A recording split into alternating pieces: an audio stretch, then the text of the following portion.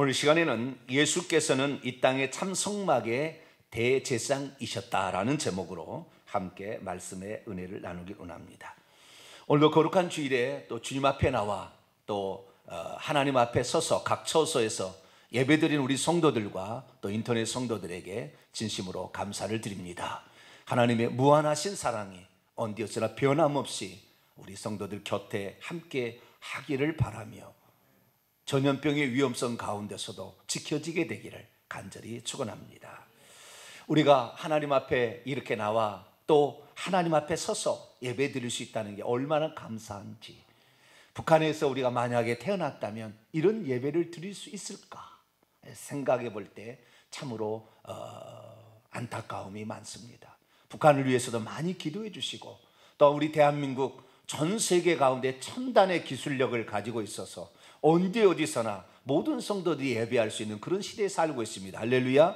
가장 빠른 인터넷 속도와 모든 사람들이 핸드폰을 들고 있는 놀라운 나라, 특별히 이 코로나 바이러스가 창궐을 했지만 가장 정확하게, 가장 속이지 아니하고 진단을 하고 가장 빨리 진단을 해서 세계 어떤 나라보다도 이 병에 대해서 대처를 빨리 하고, 그래서 그 세상 모든 사람들도 신뢰를 줄 수 있는 그런 나라가 되었다라는 것, 우리나라가 복된 나라인 줄로 믿습니다.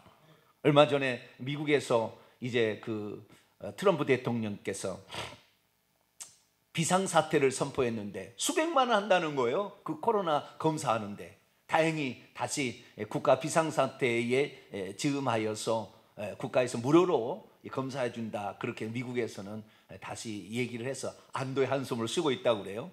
우리나라 의료 체계처럼 싸고도 확실한 정보가 있는 나라가 어디 있을까? 대한민국에 산다는 것에 자부심을 가지시고 우리가 이 나라가 번영해서 이 자원들을 이용해서 세계 선교에 이바지할 수 있는 그러한 저와 여러분이 되시기를 간절히 바랍니다. 우리는 예수 그리스도의 속죄를 믿는 사람들입니다.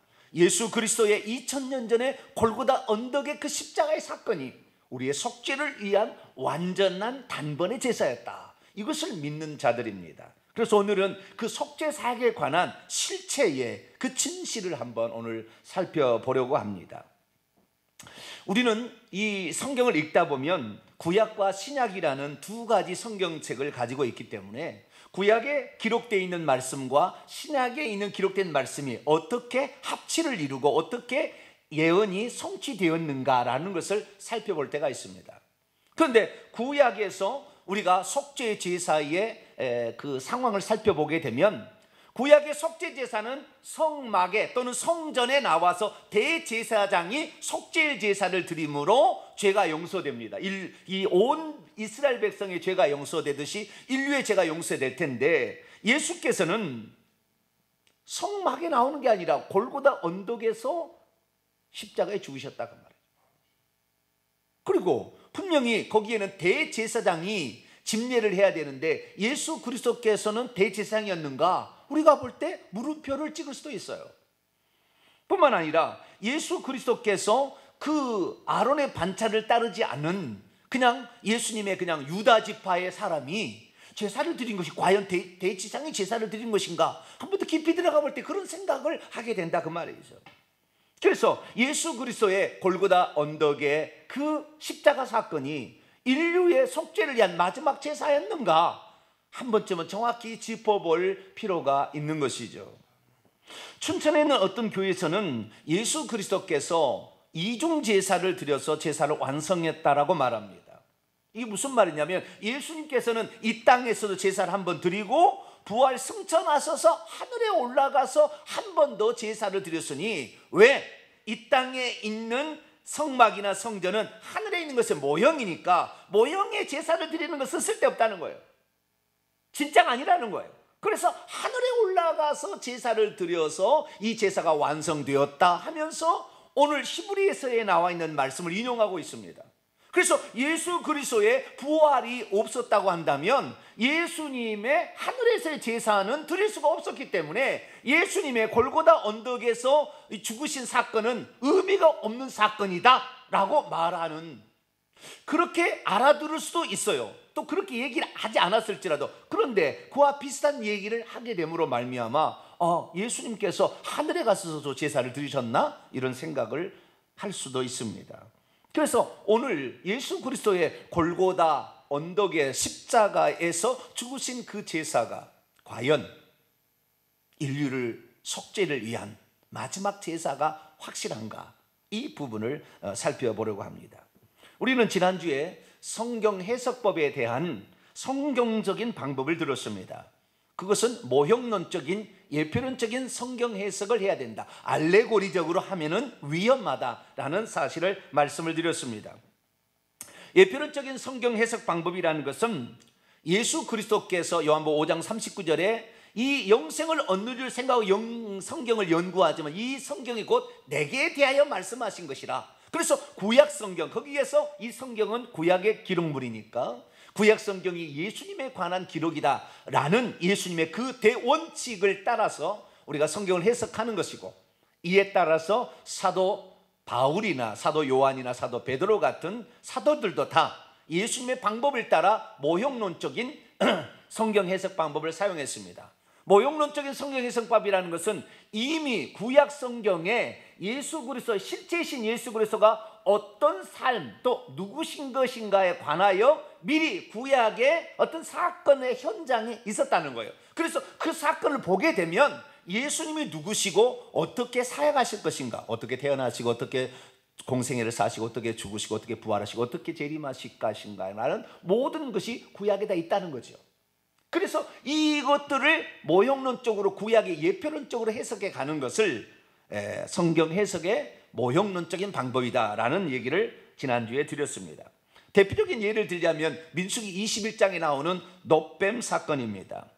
이 놋뱀 사건을 예수 그리스도께서는 요한복음 3장에서 니고데모의 대화 가운데 얘기를 하셨는데, 그 니고데모 가운데 인자가 들려야 하는데 과거에 모세가 놋뱀을 든 것 같이 요한복음 3장 14절에 인자가 들려야 한다라는 그 말씀을 구약의 민수기 21장에 놋뱀이 장대에 달린 사건을 얘기하므로 그것을 찾아본 적 살더라는 것처럼 십자가에 못 박히신 예수 그리스도를 믿는 자가 영생을 얻는다.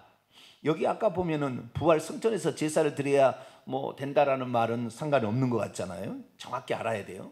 다 이게 이해가 될 겁니다, 나중에. 그래서 예수 그리스도께서 십자가에 못 박혀 죽으신 이 사건이 바로 인류의 죄를 위한, 우리의 죄는 없어요. 놋뱀이니까 죄는 없어요. 본성의 죄는 없어요.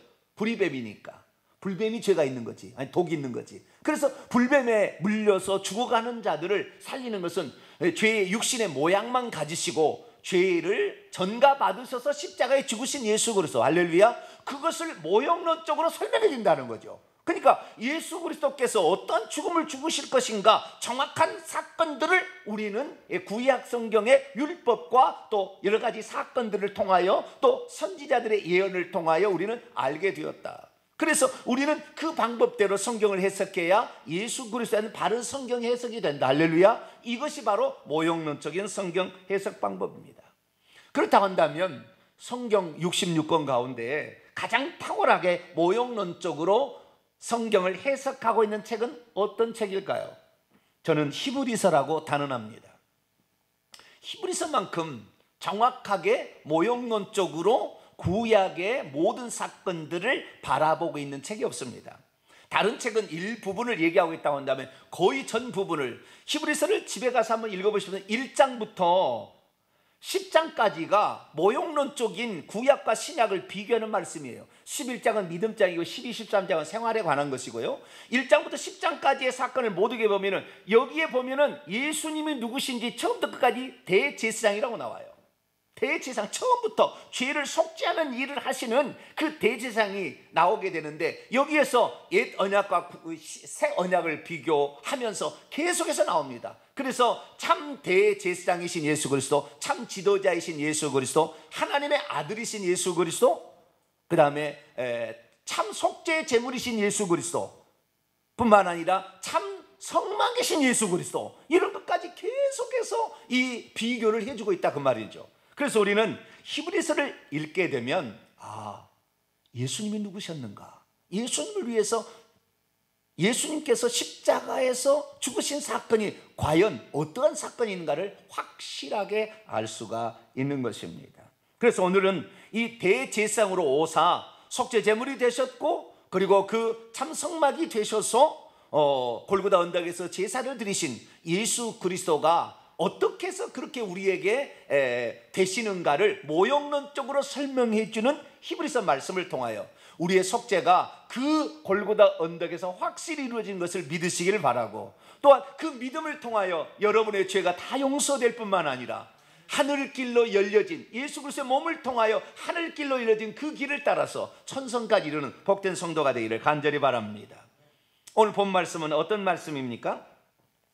예수께서는 이 땅의 모형이자 그림자인 성막에서 속죄 제사를 드린 대제사장으로서가 아니라 이 땅의 참성막인 자신의 몸 안에서 죄를 정결케 하는 일을 하시고, 이제는 하늘에 있는 참성막에서 대제사장으로 일하고 계신다라는 그런 말씀입니다. 예수님 당시 성전은 모형이자 그림자라고 친다 할지라도 예수께서는 아론의 반차를 따른 대제사장으로 태어나신 것도 아닌데 어떻게 대제사장으로 사역하신 것일까요? 그분은 성전에서 제물로 돌아가시지 않고 골고다 언덕에서 돌아가셨는데, 어찌 성전에서 이 성막에서 제사를 드리지 않는 그 제사가 온 인류의 속죄를 위한 속죄 제사였다고 단언할 수 있을까요? 그리고 예수께서는 지금 참 하늘 성막에서 대제사장으로 일하고 계신다고 하는데, 정말 하늘에 가면 성막이 있는 것일까요? 오늘 현대를 살아가는 우리들은 복음의 전도를 누군가에 받았죠. 그래서 2000년 전에 유대 땅에 오신 그 예수님이 하나님의 아들이시고 우리의 약속된 메시아로서 우리를 위해서 십자가에 죽으심으로 우리의 죄를 다 사했다. 그러면은 그런가 보다 그런가 보다 생각하는데, 모든 게 그런가 보다가 돼서는 안 되죠. 명확해야 되는 거죠. 네? 명확하게 알고 있어야 그 믿음에 관한 확신이 드는 것이죠. 그리고 하나님은 거짓말하지 아니하시고 하나님의 약속을 이뤘다는 걸 알 수가 있는 거잖아요. 그래서 우리가 한 번쯤은 속죄에 관한 정확한 메커니즘을 정확히 들어볼 필요가 있는 거예요. 그래서 이 확신을 가지고 있어야 남 앞에 가서도 당신도 예수 그리스도를 믿고 구원을 받으시오 라고 얘기할 수 있지 않겠습니까? 오늘 본 말씀은 AD 65년경 작자 미상의 히브리서 기자가 다시 유대교로 돌아가고자 있는 히브리 그리스도인들을 향하여 새 언약의 대제사장으로 오신 예수께서 어떻게 속죄 제사를 드리셨고 하나님 보좌 우편에 앉아서 대제사장의 일을 하고 계시는가, 이 부분을 말씀하고 있는 대목입니다. 여기서 히브리서 기자는 믿는 자들에게 대제사장이 있는데 그분은 지금 하늘에서 지극히 높으신 이의 보좌 우편에 앉아 계시지만 그분이 이 땅에서 성소들과 참 성막의 사역자로서 자신을 제물로 바치심으로 속죄 제사를 완성했다고 말하고 있습니다. 믿음이 없으면 예수께서는 골고다 언덕에서 죄인으로 돌아가셨는데 어떻게 성소와 장막에서 대제사장으로 일하셨다는 것인지 도무지 이해할 수 없습니다. 믿음이 없으면 예수께서 골고다 언덕에서 의미 없이 죽으신 것은 아닌가라고 의아하게 생각할 수도 있습니다. 믿음이 없으면 예수께서 골고다 언덕에서 죽으신 것이 어떻게 인류의 죄를 속죄할 수 있느냐라고 생각할 수 있습니다. 믿음이 없으면 그날 십자가의 죽으심이 인류의 속죄를 위한 속죄 제사였다는 것을 잘 모릅니다. 믿음이 없으면 그날 예수께서 속죄 제물이 되신과 동시에 또한 대제사장으로서 사역하셨다는 것도 잘 모릅니다. 믿음이 없으면 성막의 의미도 속죄 제물의 의미도 대제사장의 의미도 알지 못합니다. 믿음이 없으면 대제사장으로서 인류의 죄를 속죄하려고 십자가에서 죽으신 예수님을 믿지 않을 것입니다. 우리는 성경의 가르침을 분명히 알아들음으로 말미암아 그 사실을 믿음으로 받아들이셔서 예수 그리스도의 2000년의 골고다 언덕의 속죄 사건이 인류의, 아니 나의 죄를 속죄하기 위한 속죄 사건이심을 믿으시길 바라고, 온전한 그 믿음 안에 거하여서 우리의 속죄가 완성되었을 뿐만 아니라 우리가 회개할 때 우리의 죄를 용서받아서 예수님이 하늘로 열어두신 새 길을 따라서, 새롭고 산 길을 따라서 천국까지 들어가는 복된 성도가 되기를 바랍니다. 자, 그렇다고 한다면 먼저 우리가 알 것은 예수 그리스도께서 골고다 언덕에서 죽으신 것이 어떻게 인류의 대속의 속죄 제사였느냐라는 것을 살펴보기를 원합니다. 우리가 어떤 속죄 제사를 드리려고 하면 세 가지 조건이 있습니다. 첫째는 속죄 제사를 드릴 장소가 있어야 합니다. 구약에는 성막이자 나중에 성전이 되었죠. 이 성막이 있어야 됩니다. 두 번째는, 그러니까 아무 데서나 제사 드린다고 그 제사가 그 받아주는 제사가 아니다 그 말이에요. 두 번째는 자신을 대신하여 죽을 흠없는 속죄 제물이 있어야 합니다. 세 번째는 속죄 제물을 잡아서 바칠 중간자, 대제사장이랄지 또는 인류의 죄를 속죄하기 위한다면 이스라엘 온 민족의 죄를 대신할 대제사장이, 제사장이나 대제사장이 있어야 합니다. 그러니까 성막이나 속죄 제물이나 대제사장 셋 중에 하나만 빠져도 속죄 제사는 드릴 수가 없는 것이죠. 그래서 예수 그리스도께서 이 십자가에서 죽으신 사건이 과연 이것과 합당한가를 우리는 생각해 보아야 하는 것이죠.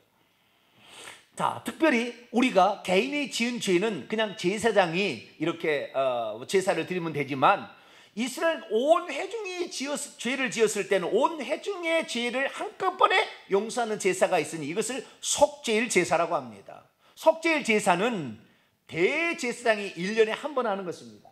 성경 말씀을 보도록 하겠습니다. 히브리서 9장 6절부터 7절까지 말씀 보면 이 모든 것을 이같이 예비하였으니 제사장들이 항상 첫 장막에 들어가 섬기는 예식을 행하고 오직 둘째 장막은 지성소는 대제사장이 홀로 1년에 한 번 들어가되 자기와 백성의 허물을 위하여 드리되 죄 없이는 아니하셨다라고 말씀하고 있습니다.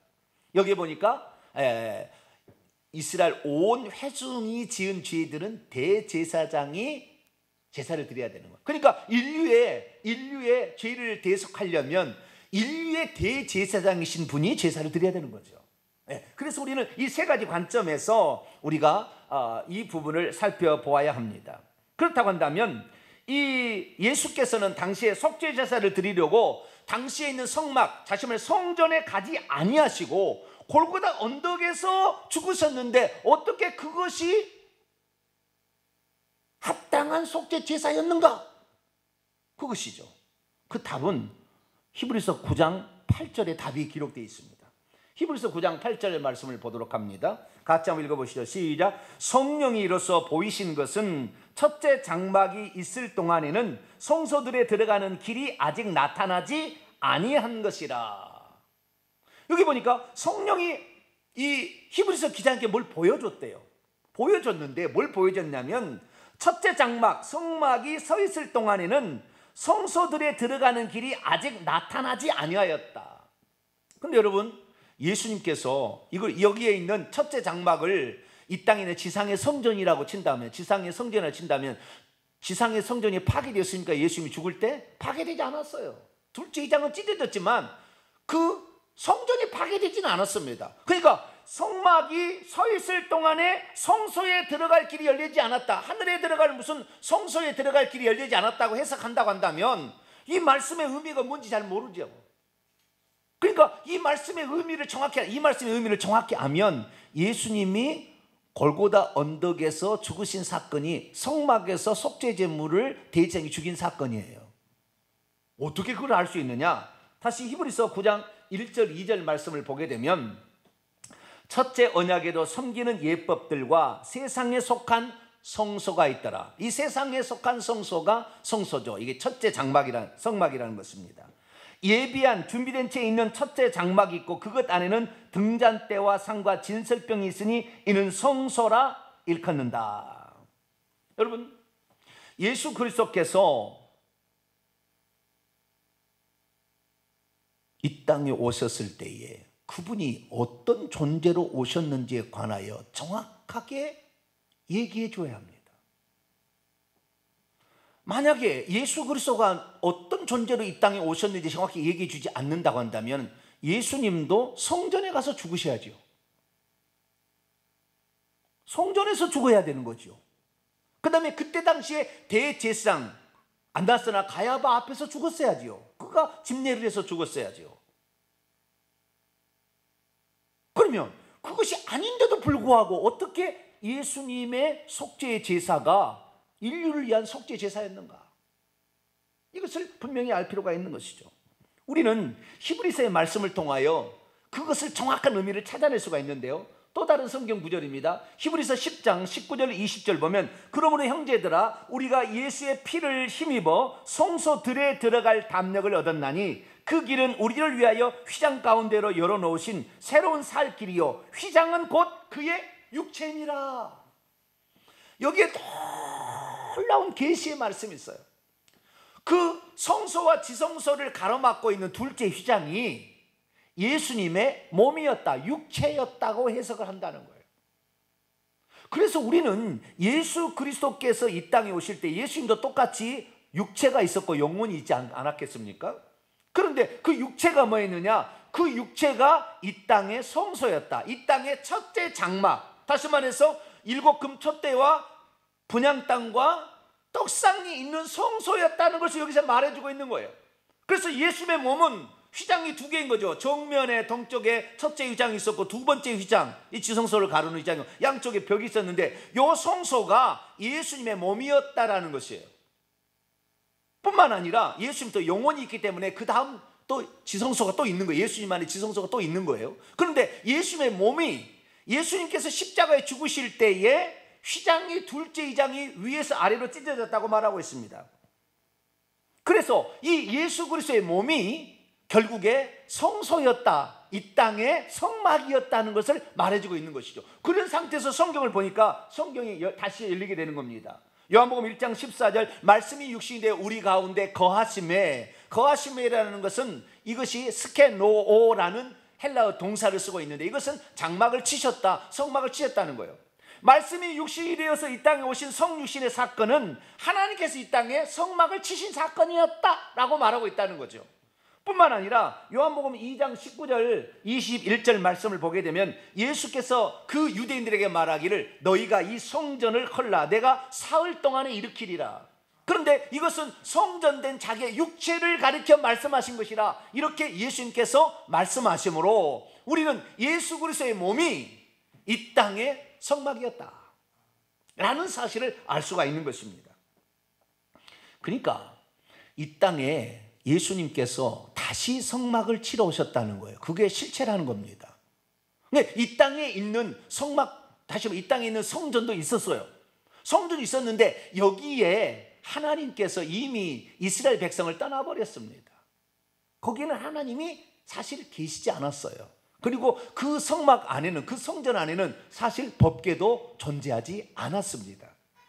그래서 우리가 알 수 있는 것은 이 예수 그리스도께서 이 땅에 오셔서 육신을 입은 것이 우리는 속죄 제물이 되기 위하여 사람의 몸을 입으셨다라고 말씀하지만 이거 틀린 게 아니에요. 이것도 한 방면이지만 또한 다른 방면은 뭐냐면 하나님이 이 땅에 성막을 치시기 위해서 인격적인 성막이 되시기 위하여 이 땅에 오셨음을 말해주고 있다는 겁니다. 그래서 이 예수 그리스도의 이 땅에 오셔서 성막이 되셨다는 말을 다시 히브리서 9장 8절 말씀을 재해석하면 이런 겁니다. 성령이 이로써 보이신 것은 첫 장막이 예수님의 몸이 서 있을 동안에는 하늘의 성소들에게 들어가는 길이 아직 나타나지 아니한 것이다. 이렇게 해석할 수 있는 거예요.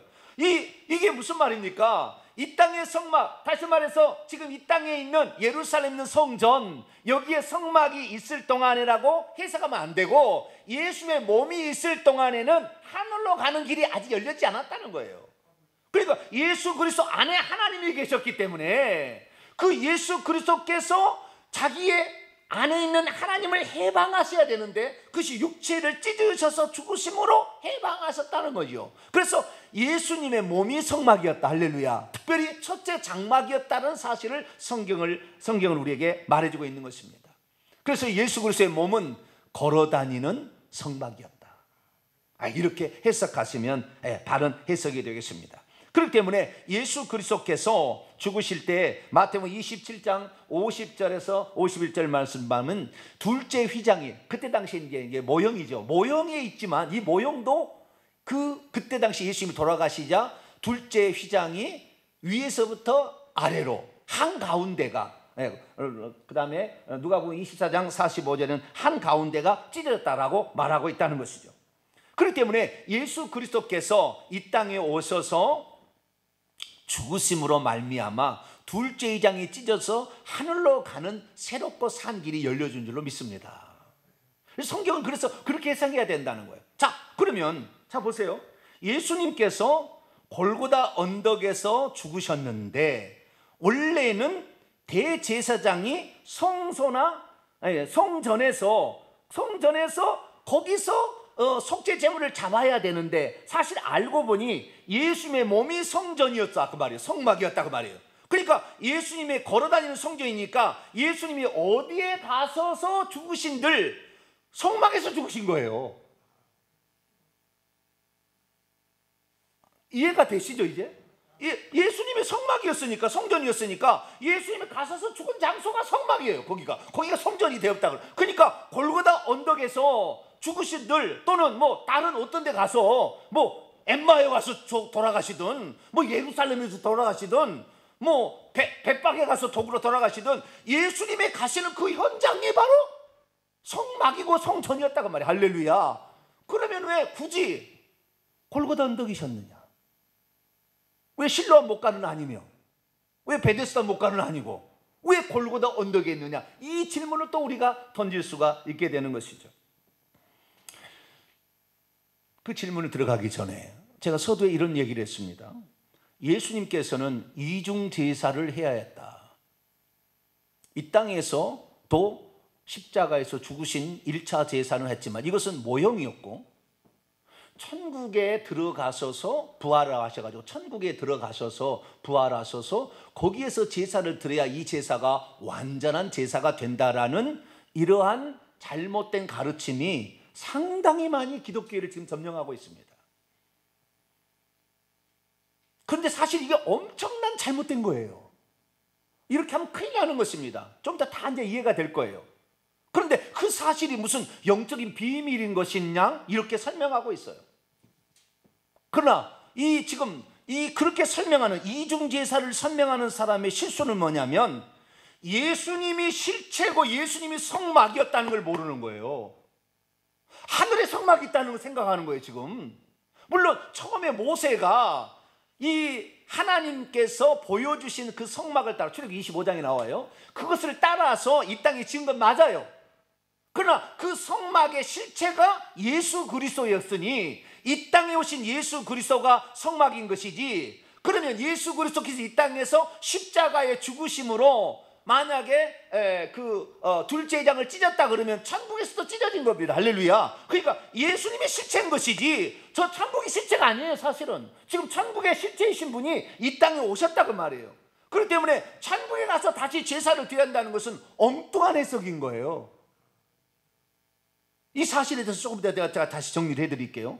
예수 그리스도께서 그러면 왜 예수님은 골고다 언덕에서 죽으셔야 했느냐 이거죠. 그것은 성경에 두 가지를 말씀하고 있어요. 뭘 두 가지 말씀하시냐면은 이 레위기 16장에 보게 되면 인류를 위한 대속제일 제사의 대속제물은 두 가지였어요. 제물이 하나는 레위기 16장에 보시면 나옵니다. 하나는 하나님을 위한 여호와를 위한 속죄 제물로서의 순염소가 드려졌고 또 하나는 광야에 있다고 일컬어지는 아사셀을 위한 순염소 속죄 제물 또 하나가 있습니다. 그래서 이 여호와를 위한 속죄 제물은 성전에서 죽임을 당해서 그 피가 지성소의 법궤 위하고 그 동편에다 뿌리게 되어 있습니다. 그래야만 죄가 용서되는 것이고, 두 번째 아사셀 양은 인류의 죄를, 온 백성의 죄를 전가한 다음에 사람이 없는 무인지경에 광야에 내보내서 거기서 버림당해서 죽어야 되는 양으로서 나타나 있는 거죠. 예수 그리스도께서 골고다에서 죽으신들, 벳세다에서 죽으신들 아무 상관없어요. 왜? 그분이 성전이니까. 거기가 성전이니까. 그래서 그분이 거기서 죽으셨는데 왜 골고다 언덕이냐? 그것은 예수 그리스도께서 버림당할 아사셀 양으로 돌아가셔야 된다는 것 때문에 예루살렘 사람들의 버림을 당해서 영문 밖으로 쫓겨나서 거기에서 죽임을 당한 거다 이거예요. 그래서 예수 그리스도의 골고다 언덕의 제사는 인류의 죄를 위한 아사셀 양으로서의 인류를 위해서 왔지만 사람들도 버림당하는 아사셀 양, 그 때문에 결국에 골고다 언덕까지 가서 예수님이 돌아가셨던 거죠. 우리는 특별히, 저는 잘 몰랐는데 1988년에 론 와이어트라는 미국의 고고학자가 예수님이 돌아가신 그 장소를 발견해냈어요. 골고다 언덕에. 그런데 그 밑에를 천사의 지시로 가서 파서 들어갔더니 그 바위에, 상당히 밑에 있는 바위에 보니까 예레미야 동굴이 있었는데 동굴에 법궤가 있더라는 거예요. 므낫세 왕 때로 추정되는 그때의 법궤를 거기다 옮겨놓은 거예요. 그러니까 당시에 지상에 있는 성전에는 법궤가 없었어요. 거기에 법궤가 있었어요. 그래서 예수님이 돌아가실 때 지진이 남으로 말미암아 그 피가 떨어져서 법궤 위하고 법궤 앞에 떨어진 거예요, 피가. 그래서 실제적으로도 모형이었지만 그 법궤 위에 여호와를 위한 피가 떨어진 거고, 아사셀을 위해서는 골고다 언덕에서 그 버림당한 그 예루살렘 밖에서 예수님이 돌아가심으로 내일기에 기록되어 있는 두 마리의 속죄양의 그 속죄 제사를 예수님이 완성하신 겁니다. 그래서 우리는 골고다 언덕에 십자가에 죽으신 분이 바로 우리의 죄를 위한 바로 속죄 제물로서, 인류에 의한 속죄 제물로서 성소에서 성전에 드려진 완전한 제사였다라는 사실을 알 수가 있게 되는 것이죠. 그래서 이제는 이 예수 그리스도께서 하늘에 올라가시는데요. 자, 히브리서 9장 24절 보면 그리스도께서는 참것들의 그림자들인 손으로 만든 성소들에 들어가지 아니하고, 이 땅의 지상의 성전에 들어가지 않았다는 거예요. 바로 그 하늘, 참 하늘 자체에 들어가셨다라고 말씀하고 있습니다. 자, 예수 그리스도께서 이 땅에 속죄 제사를 드리시고 부활하신 다음에 하늘로 가셨다라고 여기서는 말하고 있어요. 자, 그렇다고 한다면 예수님께서는 하늘에 가서도 제사를 드렸느냐? 천만의 만만인 거예요. 왜 그러느냐? 자, 잘 살펴보세요. 지금까지 예수 그리스도는 실체고 원형이고, 이 땅의 지상의 성전은 모형이요, 샘플이고 견본품이었다 그 말이에요. 모형이었다 그 말이죠. 그러면 이 땅의 성전에 가서 그래서 예수님은 제사할 필요가 없었던 거죠. 예수님이 성전이었으니까 예수님 어디로 가든지 거기서 제사하면 되는 거였고, 예수님만이 여자의 후손으로 아담의 씨로 말미암아 죄를 받지 아니하는 존재로서 흠없는 속죄물 되셨고, 그리고 골고다 언덕에서 죽으셨는데, 그 골고다 언덕에 죽으신 다음에 예수님께서는 바로 천국에 안 가셨어요. 어디로 가셨습니까? 음부로 내려가셨죠. 왜?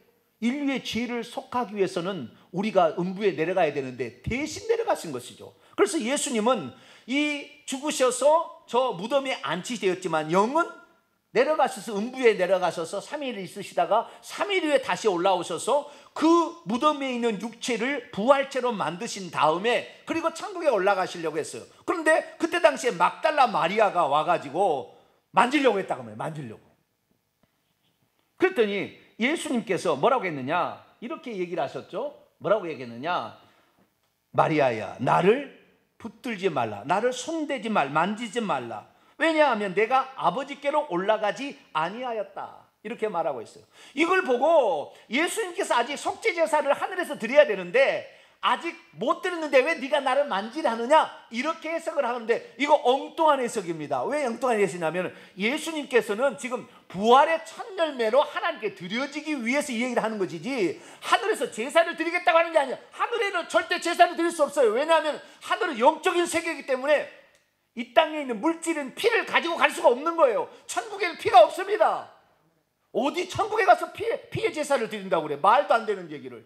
그렇게 하므로 예수 그리스도께서 골고다 언덕에서 십자가에 죽으신 사건이 완전한 속죄 제사였지 하늘에서 무슨 또 제사를 드린 게 아니에요.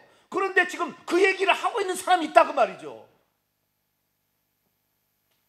예수 그리스도는 부활의 첫 열매로서 하나님께 맨 처음에 드려지기 위해서 막달라 마리아에게 만지지 말라고 한 것이지, 속죄 제사를 드리려고 하면 속죄 제사는 이 땅의 성소이신 예수 그리스도께서 이 골고다 언덕에서 죽으심으로 속죄 제사를 완성한 겁니다. 그래서 예수 그리스도께서는 부활 후에 분명히 하나님 보좌 우편에 가셨다고 이 히브리서 8장 1절에도 말씀하고 있습니다. 그러나 그분이 어떻게 그렇게 하늘로 가셨는지 메커니즘을 히브리서 9장 11절에서 12절에 나와 있어요. 만약에 이중 제사를 주장하는 사람들이 히브리서 9장 11절과 12절의 말씀을 한 번만이라도 원문으로 살펴봤다면 이 얘기를 하지 않았을 거예요. 모형론적인 성경을 해석할 때 가장 필요한 게 뭐냐면, 첫째는 문자적인 문법적인 걸 정확히 봐야 되고, 두 번째는 역사적인 걸 정확히 봐야 됩니다. 그런데 문법적인 것을 이 원문을 안 본 거예요. 히브리서 9장 11절 12절은 이렇게 얘기하고 있습니다. 그리스도께서는 장래 좋은 일에 대제사장으로 오셨는데 손으로 짓지 아니한 것 곧 이 창조에 속하지 아니한 더 크고 온전한 장막으로 말미암아 염소와 송아지의 피로 하지 아니하고 오직 자기의 피로 영원한 속죄를 이루사 단번에 성소에 들어가셨다. 여기 보니까 영원한 속죄를 이루기 위해서 성소에, 하늘의 성소에 들어가서 제사를 드린 것처럼 이렇게 얘기를 합니다. 다른 어떤 이단 종파에서도 그렇게 얘기를 해요. 그럼 이건 잘못된 거예요. 여기 보세요. 이 12절에 염소와 송아지의 피로 하지 아니하고 오직 자기의 피로 영원한 속죄를 이루신 다음에 그 다음에 성소, 하늘에 있는 성소에, 하늘이 성소입니다. 이제는 하늘이 성소고 지성소예요. 왜냐하면 예수님이 둘째 이장을 찢어버림으로 말미암아 하늘은 성소와 지성소의 구별이 없어졌어요. 그래서 이 하늘은 그냥 성소면 지성소입니다. 특별히 지성소라 할 때는 하나님 보좌, 바로 거기를 지성소라고 했죠. 왜? 하나님이 거기 앉아 계시니까. 그렇게 말하는 것이지, 예수님께서는 이 땅의 속죄 제사를 완성하신 것이지 천국에 들어가서 다시 제사를 드려야 완성되는 것은 아니었다라고 정확히 말하고 있는 것입니다. 그래서 예수 그리스도 자체가 성소였고 예수 그리스도가 속죄제물로서 아사셀령과 여호와를 위한 양으로서 직접 죽으셨기 때문에 예수님이 골고다 언덕에서 죽으실 때 버림받은 아사셀 양이자 자신의 영혼에 하나님이 계신 지성소가, 예수님의 영이 지성소 아닙니까? 예수님의 육체는 성소고, 그러니까 그 영혼의 피를 뿌리심으로 말미암아 이 땅에서 속죄 제사를 완성한 줄로 믿습니다. 그러니까 속죄 제물로서 예수 그리스도께서 십자가에 죽으신 그것이 바로 인류를 위한 완전한 속죄 제사였음을 성경이 정확히 말씀하고 있는 것입니다. 할렐루야. 자, 그렇다고 한다면 이제 마지막으로 예수 그리스도는 대제사장이신가? 우리는 구약 성경을 볼 때 모형으로 이해를 하고 신약의 예수님을 실체로 이해를 해야 합니다. 그러면 저는 늘 히브리서를 읽을 때 4장부터 시작해 가지고요, 이 10장까지 거의 멜기세덱이라는 말이 계속 대제사장이신 멜기세덱이라는 말이 7장에는 집중적으로 나오고, 자우전 계속 멜기세덱의 반차를 따르는 대제사장과 아론의 반차를 따르는 대제사장이 나와요. 제 마음 가운데는 이런 생각이 있었어요. 예수님은 레위 지파 아론의 반차를 따르는 대제사장이 아니셨는데 어떻게 대제사장이라고 말씀하시는 것일까? 늘 그게 이제 궁금했습니다. 그런데 이제 이번 주간에 제가 자세히 새벽 시간에 얘기하겠지만 간단한 거였어요. 아론이 대제사장이 된 것도 아론에게 자격이 있어 준 게 아니라 하나님께서 그를 불러서 대제사장직을 맡겨주신 겁니다. 자기만 할 수 있는 게 아니라 하나님께서 대제사장이 진짜 오셔서 그 일을 할 건데 그 일의 모형으로서 네가 한번 해봐라고 맡겨주신 거예요. 부름받은 자였지 그만이 할 수 있는 것이 아니었다 그 말이에요. 만약에 이 아론과 그의 후손들만 대제사장이 된다고 한다면 엘리 제사장 때 사무엘이 대제사장으로서 몇십 년 동안 일을 했는데 그건 다 거짓말이라고요? 얼마든지 하나님이 부르신 사람은 그 대제사장직을 수행할 수가 있었던 것을 우리는 성경에서 발견할 수가 있는 것이죠. 그러니까 대제사장이신 예수님이 중요했던 것이지 아론이 중요했던 게 아니라는 거예요. 그렇기 때문에 우리는 이 땅에 아론과 그의 후손들이 대제사장으로서 사역하신 것과 예수 그리스도께서 대제사장으로 사역하신 것에 관한 분명한 차이를 알아야 한다는 것입니다. 첫째는 뭐냐? 죄성에 있어서 아론은 너무나 약하고 예수님이 완전체입니다. 왜냐하면 아론은 이 죄된 본성을 가지고 이 땅에 태어난 아담의 후손이기 때문에 자기도 흠이 있어요. 자기도 흠이 있으니까 어떻게 됩니까? 자기도 자기 자신을 먼저 속죄제물, 자기 자신을 위한 속죄제를 바친 다음에 인류를 위한 속죄제물을 바칠 수밖에 없었다는 거예요. 그러나 예수님은 여자의 후손으로 오셨기 때문에 죄가 없으셔서 자기 죄를 위한 속죄제를 바칠 필요도 없으신 분이었다. 그러니까 골고다 언덕에서 십자가의 제사는 온전히 인류를 위한 대속죄일 제사였다. 할렐루야. 두 번째, 반복성에 있어서 그럽니다. 아론 이후 대제사장은 죽기 때문에 계속해서 대제사장 직분을 수행할 수가 없었습니다. 그러나 예수님은 항상 살아있기 때문에 대제사장 직분이 바뀔 리가 없어요. 그분만을 의지하면 됩니다. 그분은 항상 살아서 대제사장이기 때문에 그래서 대제사장직이 갈리지 않아요. 아론은 죽었기 때문에 그 아들 엘르아살, 이다말 계속해서 나중에 이 홈리아 비나스케에 내려가지 않습니까? 그런데 예수님은 그럴 필요가 없는 거죠. 우리는 예수 그리스도만 붙들면 되는 겁니다. 세 번째, 반차에 있어서도 다릅니다. 이 아론과 그의 후손들은 아론의 반차를 따라서 대제사장이 됐지만 그러나 예수님은 멜기세덱의 반차를 따른 대제사장이라고 합니다. 멜기세덱이라는 것은 또 한 시간 우리가 공부를 해야 되는데 멜기세덱은 아브라함이 전쟁하고 돌아올 때 축복으로 나온 샬렘 왕이었는데 이 샬렘 왕이 아브라함에게 축복을 해줬어요. 그리고 그 아브라함에게 떡과 포도주를 줬더니 아브라함은 10분의 1의 전리품을 이 멜기세덱에게 준 거예요. 그런데 이 멜기세덱이 대제사장이 누군지를 설명해 주는 완전한 그림이다 라고 시편 110편 4절에 나옵니다. 그래서 이 멜기세덱이 뭐냐? 멜기세덱을 설명하는 것이 히브리서 7장에 나오는데 그 7장에 보면은 그는 시작도 없고 끝도 없는 자다. 그는 아론보다 신분이 더 높은 자다. 왜냐하면 아론의 조상인 아브라함이 11조를 멜기세덱에 바쳤고 멜기세덱이 아론을 축복해 줬으니 복 빔을 받는 자는 복 주는 자보다 더 아래다. 그렇기 때문에 아론은 아무것도 아니고 이 멜기세덱은 높다라고 말하고 있기 때문이죠.